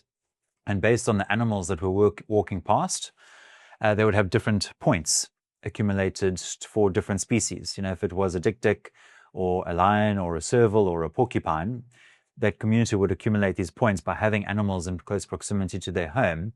And then Lion Landscapes had a scheme to convert those points into shillings. So the community received direct payouts for keeping nature near their homes. And I was like, that's like exactly what I'm trying to build. And so I spoke to Elaine after her presentation, because the whole idea I had was like, how do we incentivize communities living on the border of protected areas to actually participate and complete positive environment or climate like gigs, tasks, and receive benefits for doing that work. And so that was like the founding idea. And she says, you need to speak to this guy, Tom Sylvester, and he happens to be in London next week from Kenya. And so I had a coffee with him and we spent an hour and a half together with his family as well. And I shared this idea and he's like, cool, come to Kenya and test it out. So 2 weeks later, I then moved to Kenya for 3 months to go to Loyasaba Conservancy, which is where it's like Laikipia, central Kenya, quite north, close to a place called Turkana, which is like heads to South Sudan. And then you've got Samburu and beautiful landscape. And the model was, I managed to secure $10,000 as like a fund for this initial test. And I went and had a meeting with the community there. There were a blend of Samburu and Maasai. And we said, what is it that you guys actually need? And they said, well, we need more cattle. As pastoralists, they would say that. And we're like, okay, no, why do you need more cattle? And we said, well, because there's such a high number of lions and hyenas that are killing our livestock, including our camels and our goats, that we need more. And they said, okay, well, look, the issue isn't necessarily that you don't have enough cattle, it's that you can't protect the ones that you currently have with the thorn tree kind of fence. So we said, look, we'll be able to give you 10 predator-proof bomas, like triple wire fence with a predator-proof light. That's equal to $15,000 roundabout, and I managed to secure a little bit more funding. And so for these households, we said, we'll give you these, but we need something in return. And so with Paul Naputeri, the community officer, we collaborated and created these like tasks. Like if there was a lion predation or hyena predation or elephant conflict or the removal of, there's opuntia and this morning glory is another plant, invasive plants, as well as people being referred to the clinic. Like we created a series of these micro tasks. And so this is pre any tech. But for 2.5 months with Paul, we were in a little Suzuki Jimny going around community land. And this is a vast landscape. Imagine the Kruger, kind of like, and going to these communities, there's no fences as well. Like this is nature lives with people. Like 70% of Kenya's wildlife lives outside of protected areas and just people coexist. And so the model of nature conservation, I think, is prime in Kenya because coexistence is a true thing. Here it's always fences, so it's quite hard to call it coexistence. But with Kenya, it was for 2.5 months, I went door to door whenever someone called us in the morning to validate. Like that night, I can show you pictures. Like there was I'd love to see or something. A hyena that broke into a boma and killed 15 goats. Like it just goes into predator mode, particularly being the rainy season. Everyone's inside, and with the corrugated roof, you can't hear the commotion outside. Plus it's pitch black and they don't have torches. So it's not safe to go out when you're hearing things being murdered outside. And so, I think, there must have been about 58 goats that were killed in like those 2.5 months, and about 5 cattle, and then a whole bunch of other tasks around invasive and land restoration that was done. And so by the end of it, we had 600 validated kind of data points to say, amazing, these are the conservation outcomes that you've supported. Now in exchange, here's the development goal that you requested, these predator-proof bomas. So the whole model was founded on a a relationship of data for development. So creating that exchange. And the original idea was for Baotree to connect to like foundations and nonprofits, where we'll build the data ecosystem to collect data, verify that data, manage that data beyond the conservation boundary for communities to participate and gather relevant nature-based information. And in exchange for that, donors would fund their community needs and kind of have that UN Sustainable Development Goal. Do you know the model? Yep. And have that SDG framework like support their outcomes. So they would create like a list of these are things. Community would have meeting, rate the things in order of priority, and then they would complete these community kind of reporting outcomes, and then someone would come in to acquire that data. So it worked and it didn't work. And then I went back to London to start ideating. And initially I thought we should be a non-profit. But thanks to having mentors, they said, no. If you want to become truly scalable and meaningful, figure out a business model. And so I called out to my friend Mike Simpson. He introduced me to his best friend, Sky Aspen. And the three of us co-founded Baotree. And then, March 2020, COVID happened. So I was in London lockdown with my sister. I had the best time, thankfully, because I just became obsessed with this one thing and building this one thing. So it was having an experience of 2019, traveling, ideating, implementing, and then coming into a place of diving into the computer and having access to everyone else who was now grounded. What a gift. Not living a busy life. I was talking to the head of ICUN and all these different leaders that normally live too busy of a life to ever speak to. Yeah. And so it opened so many doors. But then, Ryan, I then moved to Kenya at the end of 2020. I found a gap and I actually went and tested the technology implementation of Baotree with a group called Olpejita, Boran, Aloy Saba. And there was a Communities Health Africa Trust, just to have like a blend of different types of community work. And it was amazing. I mean, we had rangers, guides, and community members actively collecting data through a web application that we had developed. It worked. It also didn't work. I mean, we were rural Africa, and so offline kept being an issue for us. And what we then recognized and learned, and what shifted us, is conservation was funded by tourism. And so tourism collapsed. So there was no money in conservation. And being a for-profit, conservation wouldn't subscribe. So from a business model point of view, now having investors as well, we had to pivot. And so we went into water security, catchment areas, or to support catchment like projects for pollution monitoring, river, rainfall, riparian health, all these different other types of projects outside of conservation. But it was still, the connection was social, kind of that social community, non-profit implementation, and how do we help these organizations do better, share better. And living in Kenya too, I mean, what a vibe, because you also got quite a tech hub there, plus all the international UN groups, World Bank, IUC, and all their headquarters for Africa were in Nairobi. So it was like such a cool, vibrant hub. And I was, London, now living in Nairobi. I was like, sick, this is rad. Yeah. And I was like living, I'm building a tech company and it's innovative and pioneering. And I remember one of my mentors, Randall Zindler, he was the ex-CEO for something called MedAir. And they did emergency deployments for disaster relief around the world. He's an amazing human. And he pulled me in to do a digital lecture in 2020. And he asked me the questions like, Dimitri, as like a first-time founder, entrepreneur, like what challenges might you like share that you're anticipating with like all my students? I was like, Randall, there isn't a possible challenge. I'm an optimist. Every challenge will become an opportunity. And we laughed about this earlier this year. And he's like, Dimitri, do you still think that's true? And I was like, fuck no. I didn't know what I was walking into. Yeah, because you make the idea of being a founder or CEO like sexy, and you think it's going to be an epic journey, and like the label's cool, but in fact the label is one heck of a responsibility, and it's not actually that sexy. Yeah. When you get into it and you actually start, we're now 6 years into the journey, and I have 100 challenges that I could share back in that lecture now in terms of what it took to get to where we are. Yeah. But so that was really the kind of that transition from like London, Africa experience, and then moving to Kenya and implementing and trialing, but seeing where it didn't work and where it did work. And even through this last journey, my co-founders have stepped out, and that just comes back to this was only really my door to walk through. And I think, Ryan, when we had dinner the other night, you asked like, for me, my biggest investment now is my team, because there's 14 of us. And if I'm not the one communicating our why and sharing our purpose and sharing the stories that I've been able to gather and learn, but then also finding the right people who have their own respective stories, and we all want to walk through this door together, which is to help uplift humanity and Africa and society within this context. We all feel this like mission, this purpose that our tech can enable truth and trust in a place that it doesn't really exist. And that's at the implementation level within social impact and nature kind of projects. So that's really been, I guess, the current transition. Yeah. Yeah. It's powerful because it's, connecting it back to intuition and this door and following this calling.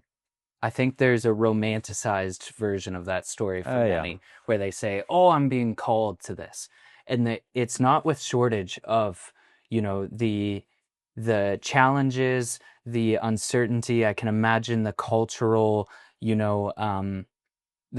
shock potentially that you're experiencing coming from London, now being immersed in Kenya, trying to execute and work with communities that live, a lifestyle that's so different than a London lifestyle. The infrastructure, when you were saying that one of the biggest, growing pains was just the lack of infrastructure around actually getting this data. I tried having a phone call with my father yesterday, driving back from Kruger, and I'd have full bars to no bars to full bars to no bars. And there's a reality of working in some of these landscapes. And I can imagine your version of that reality is that much more so. And I think the data side of the story is so powerful because it is the tool that can create massive change. I love that the pivot came for you and the organization to go away just from looking at tourism to more so looking at, this systematic change that you could support where, regenerative agriculture is coming on the back of trying to challenge the industrialization of agriculture. And there's monitoring that needs to take place that supports initiatives like this that are doing good work. But they need the support of the integrity of information. And it's a massive gap that exists here. But it also exists like where I just came from in the north of Canada. Yeah. And you have areas just outside of town. You don't have internet, you don't have reception, and you can see that this is where the conservation takes place. This is where the efforts have such an impact and such a cascading impact. Like resource extraction in those areas. What does that look like? Yeah. If we had access to the monitoring and the data behind it, you could prevent a lot of this collapse that's taking place. And I think it's such an important problem that you're solving, but it doesn't come without its, fair share of these challenges. I guess just on that challenge piece. So if you had to answer that question today, knowing what you do know, what are some of those like big challenges that you've encountered that would be transferable to kind of anybody walking this path? It's a whole separate conversation. Look, I think number one is building tech. I'm not technical. I'm not an engineer. So I had no clue what it meant to build a tech company, let alone to find the right engineers or software developers to build something. Because like you've just articulated, you see it. You kind of see what it is that should be happening. And like with me, I see what should be happening and you can have a vision of it. But then to find the right tools and the right people to build it in the way that you think it should work is one thing. And then to have a stable technology that can work in rural or African contexts is another thing. Thankfully, we've been in this for a long time, so the app works fully offline, still tags your location. You figure out all these systems and things and how it can apply. But then there's the other side of it, which is selling. And the selling of something in a sector that is so used to everything being free. I'm a non-profit. Why do I have to pay for this when there's free tools like Kobo, Survey, 123? Then you have on the conservation side an amazing organization called Earth Ranger. And they are backed by Paul Allen, one of the people behind Microsoft. And they have unlimited funding, and they don't sell their software. They give it for free for conservation, which is incredible. And when you're coming into a space as a small startup competing in this environment of free tools for a landscape. And so that was challenge number one, was how do we become profitable? And the other challenge also was then, it's always people, but people in your team as well. You know, for different seasons, you're going to have different reasons to have someone. And that's why I mentioned, like with my co-founders, we parted ways, not because it wasn't really working in the best way, but it takes a little bit more to get to the next step. And it only really is able to lead that when it's your baby. Yeah. And I'm just speaking from my personal experience, but you can always co-found something with someone. But I know 96% of the time, a startup doesn't make it to profitability. And some of the reasons they fail is the wrong timing, the lack of product market fit, and also the team. And often leadership and the co-founders that don't see eye to eye in terms of where the business should go. Because you're constantly iterating and shifting and changing. And I think because of those different experiences that we spoke about throughout this story, is because of the adaptability of my life that I've had to go through. I've been able to come into the adaptability of what the business needs. And that's why we've gone to all these different sectors, which has also led our product to, if I had to have held my ground and say, no, Baotree is a conservation tool for conservation organizations, and I'm not changing my mind around that, then we wouldn't be in existence. I literally had to let that original idea go and trust that it will do a full circle, which it is now, to go back into that social impact. So one of those challenges was let go of the original thought, because we have to adapt and we have to change with the realities of that thought. Maybe that's another Bear Grylls thing that comes in here. So I think it's just, having the freedom and the flexibility to say, I don't know what I'm doing. But sometimes it's not about knowing how to do it. It's about knowing who has done it. And so being vulnerable to also going to mentors and finding the right guidance. I mean, I have about 10 people on my personal mentor board, and then there's 6 on my actual business board. But I go to different people for different reasons. And I've been able to build a relationship with them because they see me, but also I see them, and there's an exchange, They get like an Africa fix, or I don't know, like a cool vibe fix, or whatever it might be. But there's just a lovely relationship that you build with people, and I'm talking like across the world. Yeah. And I know Matt Lindenberg also has the same. He's got key mentors that he goes to based on different challenges or things he wants to overcome. So I think, being vulnerable as well, to let the ego go, and now having more team members, removing barriers to progress, meaning if a team member is struggling with something, understand why, but also remove the blocker.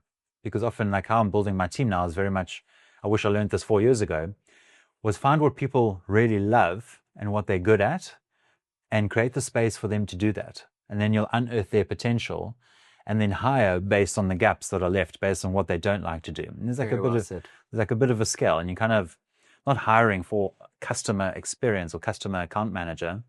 You're hiring for whatever Jess and Rebecca and Dom and my team don't like to do. Fill that skill set and rather let people be adaptive to doing what they love to do. So I know I've shared a lot there, but I think, just also that thing of trusting your gut and your intuition. It's a hard one to do, but then that's where like the mentors come in to check it. But I think it has been right up until this point. Yeah. But I haven't always listened to it. And then it's sucker punched me as well. Yeah. Which has created its own set of challenges. What's so powerful about what you just laid out is I think a lot of businesses don't acknowledge that you can hire somebody for a job, but that individual comes with life experience like yours. Not saying that you're not unique, because you are absolutely unique with your life story. Everyone is. But we all have, tools at our disposal that come and flourish when somebody actually allows us to apply them and sees them and validates them. And I think there's a lot of entrepreneurs. I studied at Waterloo, which is one of the entrepreneurial hubs of Canada. There's Velocity, and they go down to San Francisco, and there's a lot of collaboration with San Francisco and MIT and Waterloo. And one thing that I got to see was that there's a reluctancy to kind of pass a baton. there's an ownership piece that a lot of entrepreneurs have, where they stretch themselves out very thin because it's difficult for them to say somebody else can run with this, and they might apply their own unique toolkit and come to a different conclusion. But if I trust and support this person, that conclusion might be to the benefit of the organization, and I need to let them shine. And I can't try and, tunnel them in a specific direction because that's my toolkit that I'm applying. And I just find it so fascinating when you lay out and actually hear somebody's story of everything that brought you to this table in this moment, and us connecting today and sharing the dinner with Matt.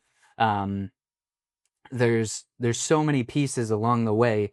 And one also piece that I find quite fascinating is good people attract good people. And I say that because, when I was connected with Matt coming here, you don't know the individual. I didn't know the individuals that I would meet along the way. There was people that Matt vouched for. There's doors that were opened. Ultimately, I had to walk through those doors. But it's been fascinating to see that when you follow intuition and intention and purpose, you attract people that are following intuition, intention, and purpose. Yeah. And that's so true. It's so I feel so incredibly fortunate to be sitting here and hearing your story and having never heard of your name, a week ago. Same, yeah. But I feel like this connection, and I feel a level of understanding, and I love the work that you're applying. Where do you operate? Where does Baotree operate currently? 12 African countries, plus we've done some work in Latin America and also Southeast Asia. Okay. Yeah. How can people support Baotree? How can they become privy of some of the work that you're doing? Like, what are some projects that are underway right now? So to get a bit practical, like what we do today is we've developed these sustainability management tools that there's a dashboard on the computer side where you can set up projects, manage teams, and then assign the KPIs or the metrics that someone might be tracking to monitor progress. And who that's for is for tourism operators like lodges, camps, as well as foundations and nonprofits actually doing the work. And so the reason for the tourism entities is because we need to run a viable business model, and tourism entities are used to subscribing to different softwares. Plus, they need to track water, waste, and energy to be compliant with impending EU regulations around reporting sustainability around their water, waste, and energy management. So we've shifted our model to go into tourism, because also tourism employs normally around 80% local community members.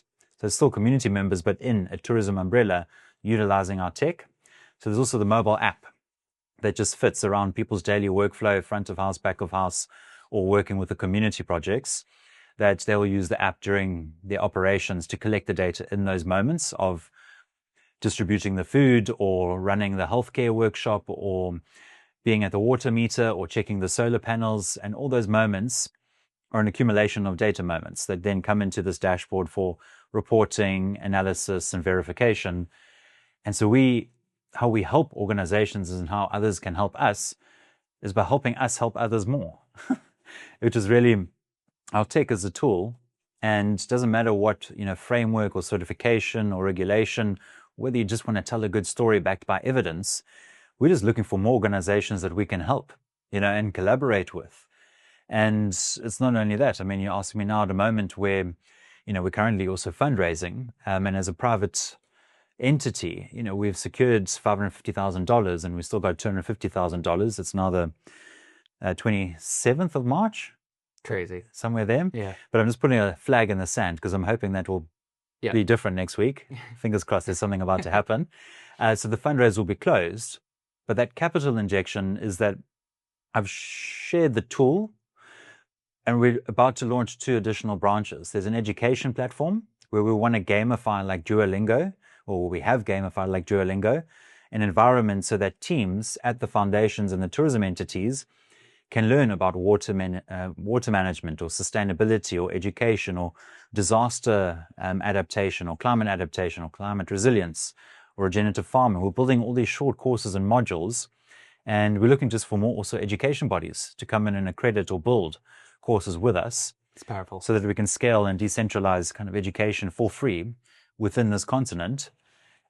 And then the other side of it, that's like almost onboarding into Baotree. Like you learn why you should do sustainability impact, then you implement with our actual tech, and then how do you communicate it? So in 6 weeks, end of April, we're also launching our LinkedIn for sustainability and impact, but for the industry, for social impact, foundations, tourism, all with the principle that why do we have to go to a conference to be inspired and learn about each other and what each other does? Like, how can I learn about all the other Ryans in the world before having to meet you via someone randomly? But if I could find the like-minded community and people who are uploading projects off data that's been validated and verified through Baotree, there's like a trusted zero greenwashing environment that we want to facilitate and create. And so by contributing, you'll also earn credits, and those credits you can use for education curriculums that might be behind a pay gate, as an example. Like if Oxford wants to publish a module, but you have to pay to access that, the incentives will be around earning these tokens or credits to then unlock those curriculums, and we'll figure out an exchange there. Yeah. So really just building an ecosystem and a moat around Baotree and, again, our Baobab tree, having roots and branches reaching far and wide. We really just want to build an ecosystem that grounds humanity in trust, in like love and transparency and accountability, but also enable then everyone at the end of those branches to know that as an individual, I can contribute to something bigger than just myself. And whether that's in the shape of just collecting data around my community landscape to remove the plastic from the river or restore that land or go refer my neighbor to the clinic, if I'm doing these positive acts, how do we incentivize that behavior? Yeah. And people can sell their data if they so choose, not necessarily for money, but for education or for food or whatever it might be. So again, just creating those facilitations. But that's where we're going based on where we are.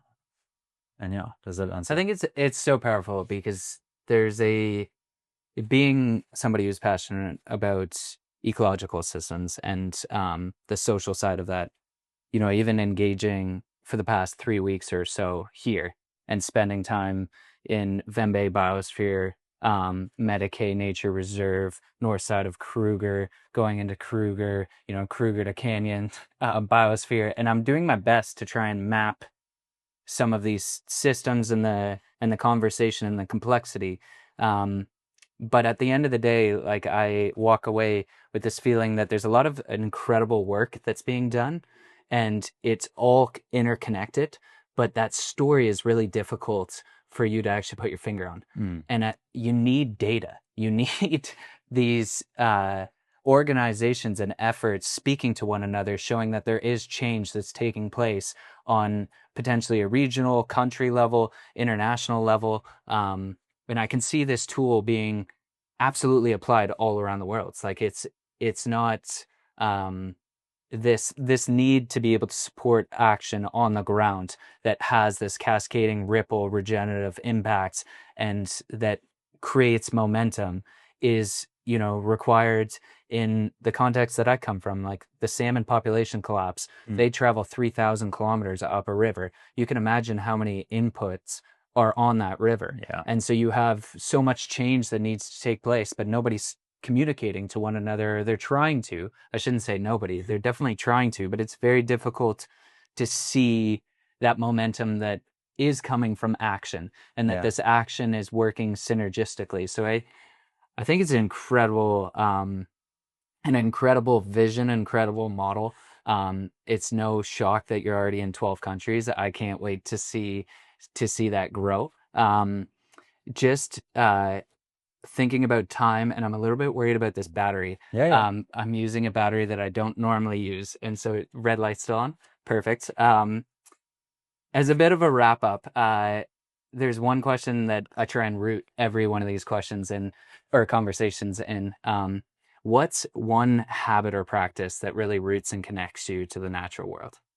Birds. Birds. I don't know what it is. I'm not a twitcher, but for me, birds are everywhere in the world, but we underrate them, and they just give. I think birds reasons for existence for humanity is just joy. I mean, all the little interactions, and when I sit in my office, I sit with my binoculars, And like to see a violet-backed starling, or like the helmet shrikes coming and kind of digging and finding in the trees their little next meal, or the interactions of the green wood hoopers and how they do their clack, clack, clack, clack, clack, like little dances and sounds. Like there's so much that we don't know that it just feeds my curiosity to learn more. Yeah. And so I think birds is what grounds me in nature, because it's always fun to find them. Yeah. Like, and also growing up in South Africa, you kind of get used to the elephant or the giraffe or the zebra. But like, you can always get that one bird you're like, oh, I've only ever seen that once before, or I've never seen that, and it's a lifer. And so I don't know, yeah, birds just ground me in nature. Like even when going for a walk with Chelsea, it's like, I always have my binos. You never know what you're going to see. So yeah, birds. It's so funny that this is how you answered this question. I asked this exact same question to Matt and John, and Matt also said birds, and he connected it to Chloe and time out in the landscape. And it's fascinating that there's the connection of why we're at the table. And there is something I haven't given enough appreciation to birding. And the more that I hear this answer and the articulation behind it, it makes me question as to why. You know, there's so many unique, there's such a variety, there's so many unique sounds. Normally that's my wrap-up question, but I think you would have a really interesting insight on this. So one final question. Through all your lived experience, the exposure in Kenya, Botswana, South Africa, London, all the international travel, what does stewardship mean to you? How do you think that we can get back to a place of stewardship as a international community? It's one of our core values as a company. So I actually don't want to answer it from a Baotree business point of view, but more stewardship as a principle, effectively giving agency and individual ownership to take care of their own land, or have the tools to take care of their own land or space or environment. Stewardship to me is just to ground it on three principles or three facts. Sub-Saharan Africa is right now 1.4 billion people. By 2050, that's going to be 2.5 billion. So more than a billion people with an average age of 19 years old. So the youngest workforce that's coming up in the world. Then you don't have enough job opportunities for these people, let alone employment or education opportunities to create a life of their dreams, whatever that might mean. Then you've got biodiversity loss. The WWF Living Planet report has showcased that in the last 50 years, we've lost 74% of all monitored wildlife globally. So conservation is fundamentally failing at scale. There's obviously amazing success stories and more granular outcomes there. Watch some of the recent David Attenborough films and you'll know that. And then there's the influence of climate. And I'll link this to stewardship, but like with climate, you've got 3 to 4% of greenhouse gas emissions being emitted from Africa, yet we're going to bear the brunt of the consequences, the droughts, the floods, the fires, the famine. It's this continent that's going to be suffering. So you've got population in spike, job opportunities down, biodiversity down, and the influence of climate on top of that. So we've got a real shit show coming our way in the next 10 to 20 years. And Mother Nature is going to come in like a wrecking ball. Thanks, Miley Cyrus. And so stewardship for me at scale means how do we enable every individual that lives off the land or lives in a more rural context, or rural to our own definition, because that's so, again, variable, is that how do we make the future of jobs sexy in a way that requires reinvention of the systems that we can now utilize? I'm talking about tech and AI, and these things are coming. Whether we like it or not, people are fighting the robots. I know they exist, but there's a way to work with it. Humanity does need to work with it because we don't have the capacity to mitigate the challenges coming our way. So stewardship, I believe, is through technology, through tools, how we can create access to education so people can understand what stewardship means, and how we can create the tool for people to earn a living through that stewardship and proving that stewardship of managing the land, managing the social well-being or the economic well-being of their community, whilst making it fun, engaging, and sexy. I think that's how we can potentially move the needle with regards to scaling stewardship at a global level by enabling and empowering the individual, but working as a collective. It's almost like the beehive mentality. And that just comes down to there's a need for supply of information and there's a need for the demand of that information. So how are we just facilitating kind of a buyer to purchase, and carbon credits are an example of that, but that's for the land, not for the people. It's the same model, but for the people. So does that make sense? Yeah. Yeah. 100%. Yeah. I can't think of a better way to end off this conversation. So thank you so much for that articulation, and thank you so much for an incredible conversation. I'm so grateful that I have gotten to know you and that we made time for this, and the work that Baotree does. I truly believe that it's needed internationally, and I sincerely hope that, recording this conversation as well as now being connected to help elevate that story and help support it. And so I hope others do. Do you want to just quickly spell out, how do you spell Baotree? Baotree. Perfect. Yeah. Thank you. And how can I help you?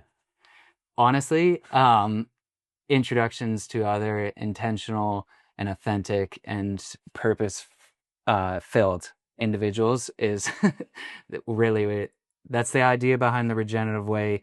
It's already started to grow in ways that I could never have imagined. And I think good people want to try and support good people, and just the work that you do and the network that you've created. If there's people along the way that you think are people that, could have their story elevated and supported, that's the mission behind the Regenerative Way, just to support good people, good individuals, good organizations, good work. I truly think we can get back to a position of stewardship and regenerative practices, and we don't need to reinvent the wheel. There's incredible work being done all around the world, but so often these stories aren't being told, and so I just hope to be able to tell them. So if there's more stories along the way, I would sincerely appreciate introductions. Cool. Yeah. Happy days. Many coming your way. I so appreciate it. Thank you very much. Thank you, Ryan.